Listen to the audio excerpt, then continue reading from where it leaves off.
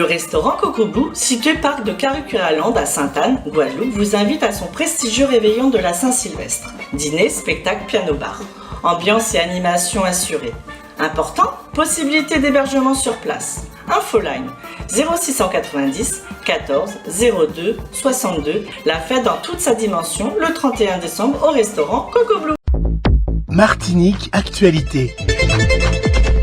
Après avoir été renvoyé à 2 reprises, donc, le procès du maire du Macouba, ancien président du SMTVD, le syndicat martiniquais de traitement et de valorisation des déchets, a eu lieu hier, lundi 18 décembre.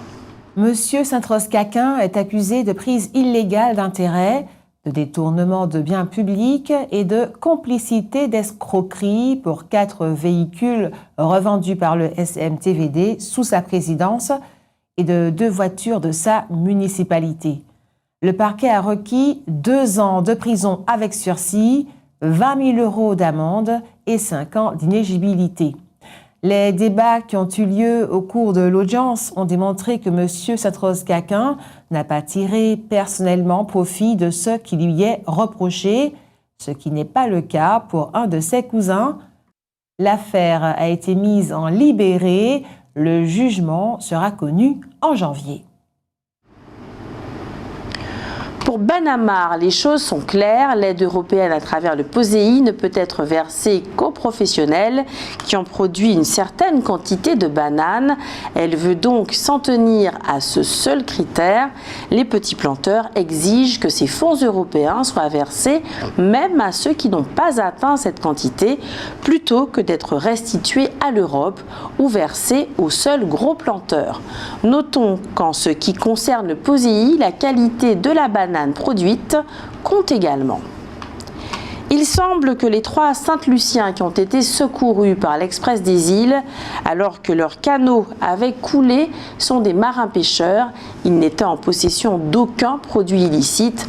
Rappelons qu'un 4e homme n'a pas pu être sauvé. Le procès devant le tribunal judiciaire des personnes impliquées dans les travaux de l'avenue Maurice Bishop et dont nous vous avons parlé hier a été renvoyé au 24 mai de l'an prochain. C'était entre 2006 et 2015. La société d'équipement Martinique, la SODEM, qui devait indemniser les riverains de la route de Sainte-Thérèse expulsés par la construction de l'avenue Maurice Bishop, a cessé ses activités en 2016. Certains de ces riverains ont été relogés dans des immeubles tout neufs, d'autres dans des mobil-homes. Certains ont dû recourir à leurs propres moyens et n'ont pas été indemnisés du tout. Le président du conseil exécutif a assuré que tout sera fait désormais pour régler cette affaire. Rappelons que les travaux de l'avenue Maurice Bishop ont coûté 360 millions. Le village de Noël, installé sur le plateau sportif de Place d'Armes au Lamentin, a connu un franc succès grâce à une dizaine d'exposants très divers, artisans, fabricants de liqueurs, de gâteaux pays ou encore de crêpes. Ce sont 150 élèves du collège Suzanne Roussy-Césaire qui ont participé au concours international d'affiches pour la paix, parrainé par le Lions Club.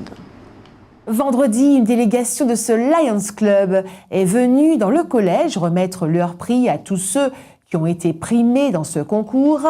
Ils sont 7, mais l'œuvre choisie est celle de Kaeline Redding, une collégienne de 14 ans qui a dessiné le buste d'un personnage moitié homme et moitié femme.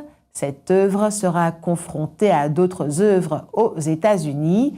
Si elle passe cette étape, elle se retrouvera à Melbourne, en Australie, pour une manière de finale mondiale. Le rapport sur la vie chère affirme que les Outre-mer présentent des potentialités énormes, ce sont ces mots. Faisant de la France une puissance mondiale, c'est évidemment un discours bateau que l'on entend souvent. L'Angleterre n'a plus aucune île dans la Caraïbe, elle est pourtant une grande puissance mondiale.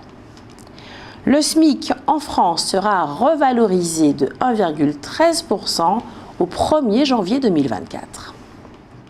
Pour les plus de 3 millions de salariés français payés au SMIC, cela signifie une augmentation de 19,72 € par mois pour un temps plein, portant le salaire brut à 1 766,92 €.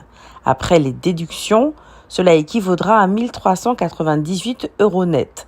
Rappelons que le SMIC en France bénéficie d'une augmentation chaque année, calculée en fonction de l'inflation, pour les 20% de ménages aux plus faibles revenus notamment. Il s'agit ainsi d'éviter une diminution du pouvoir d'achat en cas d'augmentation de l'inflation. Au cours des 3 dernières années, le SMIC a déjà été revalorisé à 7 reprises, ce qui représente une augmentation totale de 13,5%. Tous ces mécanismes d'indexation ont conduit à une croissance plus rapide du SMIC par rapport aux autres rémunérations des salariés français. Face à cette tendance, le gouvernement cherche à exercer une pression sur les branches professionnelles pour qu'elles revoient leur grille de salaire à la hausse.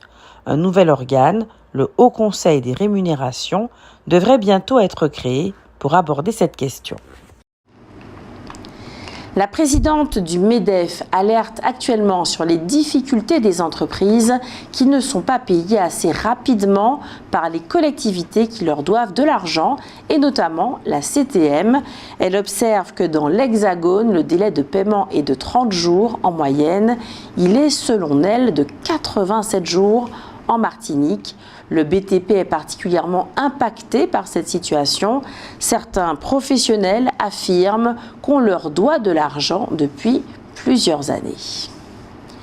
L'Association nationale des épiceries solidaires en Outre-mer va distribuer 300 000 repas aux personnes les plus démunies. Pour lui venir en aide, la fondation CMA-CGM va aider pour le transport maritime de 20 conteneurs de denrées alimentaires. ONews Radio sur outremernews.fr.